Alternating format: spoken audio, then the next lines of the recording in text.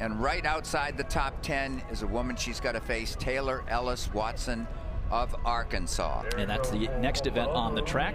Courtney Okolo holds the NCAA collegiate record.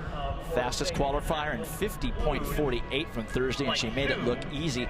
Three-time NCAA champion Courtney Okolo was injured before last year's NCAA championships and had to watch the race from the sidelines. This year, she used that memory as motivation. I was here at NCAA's last year. I didn't run, but I was here watching, and I watched the 400, I watched the 4x4. I was just like, man, I wish I could be out there running. And so when I finally did get an opportunity to run, I wasn't completely back to myself, but at USA's, and I didn't do as well as I wanted, I was like, okay, it's time to get ready for 2016.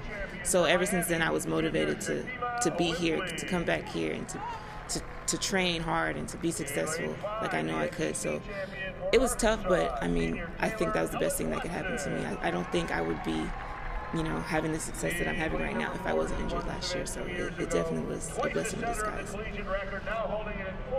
Well, she has more than made up for it this year, Larry. The only collegian under 50 seconds in history, and there is her resume. Yeah, I mean, it's you couldn't wear enough medals if she was in the male military. If you put all this down to justify exactly what she's accomplished already here in track and field. This is another senior. This is Taylor Ellis Watson. And when you talk to her and you know her resume and what she's done, very impressive woman.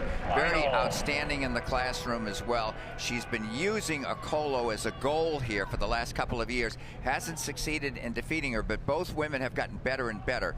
And she is a real leader of this Arkansas team. Shakima Wimbley has gotten down under 50 seconds, 50.9 seconds, 6 feet 3 inches tall, had a great high school career in Fort Lauderdale. This is a great world-class race, Dwight.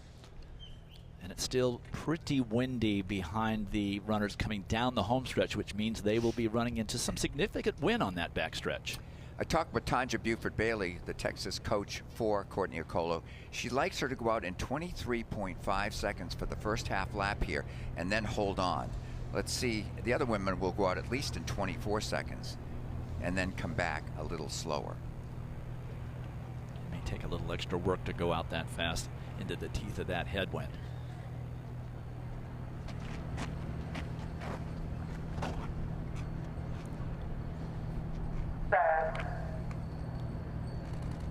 From the inside, Felicia Majors, the Tennessee to Jasmine Blocker. Courtney Okolo's in 4, Ellis Watson in 5, Shakima Wimbley in 6.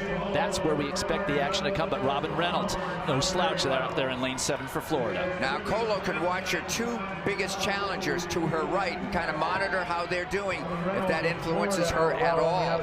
Ellis Watson still maintaining the same margin here through 200 meters. It was a great lane draw for Courtney Okolo. Now she makes the move through the second turn. Look at this. She just gobbled up distance and put several meters between herself and Taylor Ellis Watson. Now she has the wind at her back. Now she's lifting into the home stretch.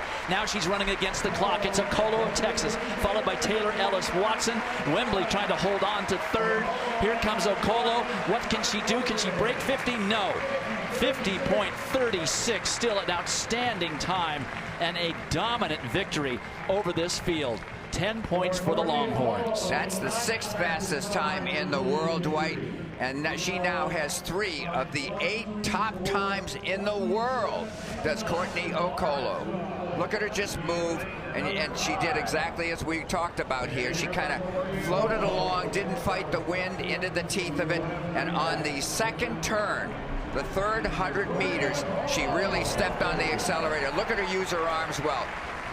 Taylor Ellis Watson does it the same and actually draws maybe a step closer, but it's all Okolo here, running a world-class time here at the NCAA Championships. Okolo undefeated, 11-0 and 15 in a row against college competition over the last couple of years. She wins it in 50-36. Taylor Ellis Watson, a very fine performance in 50-86 and 8 more points for Arkansas. And the winner and the collegiate record holder is downstairs with Jill. And she's not even breathing hard. Where have you found your dominance this year? I just been focusing on the little things and trying to improve each part of my race. So I'm happy with it today. Undefeated. You didn't get to compete last year. You have completely owned this race this year. Where do you go from here? I just try to stay focused, think about all the things that brought me here, keep my faith. I mean, it was hard last year, so without God, I wouldn't be here at all. So I'm just really thankful for this. Thank God. Very well deserved. Go congrats. Thank you.